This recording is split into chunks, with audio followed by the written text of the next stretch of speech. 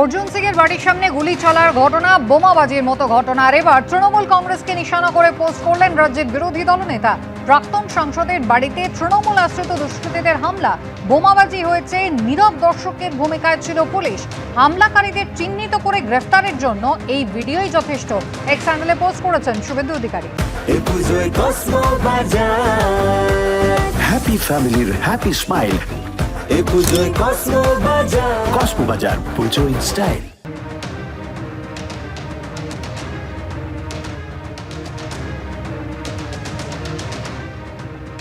বিজেপির প্রাক্তন সাংসদ অর্জুন সিং তিনি সম্পূর্ণ অভিযোগের আঙুল তুলে দিয়েছেন তৃণমূলের দিকে, যদিও সম্পূর্ণভাবে এই অভিযোগ অস্বীকার করছেন জগদ্দলের তৃণমূল বিধায়ক সোমনাথ শাহ। এটা একটা মিথ্যে অভিযোগ যে বিধায়ক এবং প্রাক্তন সাংসদের বাড়িতে হামলা, এটা মিথ্যে অভিযোগ। কয়েকদিন আগে তার ভাইপো ভাগ্নে তারাও এই ধরনের বিভিন্ন মিলের গেটে যাচ্ছে মিল দখলদারি করার জন্যে, সেখানে মজদুর এবং পাবলিক তাদের তাড়া করে মেরে তাদের হাত পা ভেঙে দিয়েছে। আজকে সকালেও অর্জুন এবং তার বাহিনী 18 নম্বর গলি 2019-এও দেখা গেছে সেই অঞ্চলে আগুন লাগিয়ে দিয়েছিল। এখন সেই অঞ্চলের বাড়িঘর যেগুলো আছে, বিভিন্ন বাড়ি হচ্ছে তাদেরই কোনো আত্মীয়র নামে, সেই ঘর খালি করানোর ঝামেলা।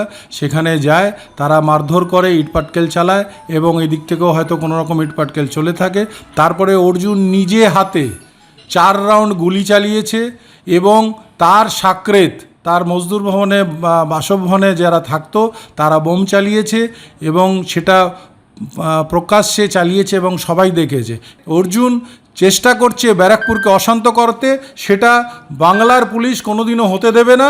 অর্জুন যতই এনআইএ দেখানোর চেষ্টা করুক, উনি চাইছে যে এই অঞ্চলে নমিত সিং, সোমনাথ শ্যাম থেকে আরম্ভ করে বিভিন্নর উপরে এনআইএ এনে তাদের বিরক্ত করার। উনি যতই যা করুক, মানুষ ওনাকে ছুঁড়ে ফেলে দিয়েছে। তন্ময় ভট্টাচার্য এই মুহূর্তে আমাদের সঙ্গে টেলিফোন লাইনে রয়েছেন, সিপিএম নেতা। তন্ময় বাবু, একদিকে অর্জুন সিং এর বাড়ির বাইরে বোমাবাজি হচ্ছে, গুলি চলছে। অর্জুন সিং অভিযোগ করছেন সোমনাথ শ্যামের দিকে, তার অভিযোগের তীর শাসক দলের দিকে। সোমনাথ শ্যাম অস্বীকার করছেন, কিন্তু অর্জুন সিং খুব চাঞ্চল্যকর একটা দাবি করছেন। তিনি বলছেন বিজেপির সকলকে কিন্তু এবার নিজেদের সুরক্ষার জন্য নিজেদের আইন হাতে নিতে হবে। অর্জুন সিং এর সমর্থনে আমাদের কিছু বলার নেই। অর্জুন সিং নিজে বোমাবাজি করেই বড় হয়েছেন, মস্তানি করেই বড় হয়েছেন।